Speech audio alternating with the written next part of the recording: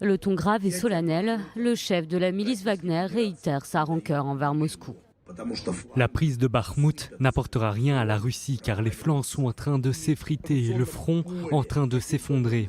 Les tentatives du ministère de la Défense d'édulcorer la situation dans le champ informationnel mènent et mèneront à une tragédie globale pour la Russie.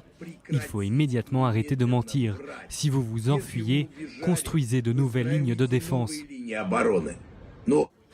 Depuis quelques mois, Bakhmout est l'épicentre de la guerre. 20 000 soldats russes y ont perdu la vie, dont la moitié appartenait au groupe paramilitaire Wagner. Face à la situation, Evgueni Prigojine avait menacé de retirer ses troupes, ce qui mettrait la Russie en difficulté sur le terrain. Moscou avait promis un renfort d'armes, mais en vain.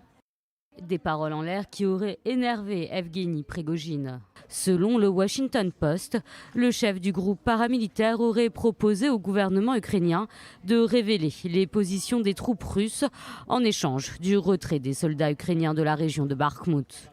Une proposition renfermée dans des documents des services de renseignement américains, des dossiers qui auraient fuité. Une tentative de négociation qui pourrait être considérée comme une trahison par Vladimir Poutine si elle s'avère avoir été menée sans l'aval du Kremlin.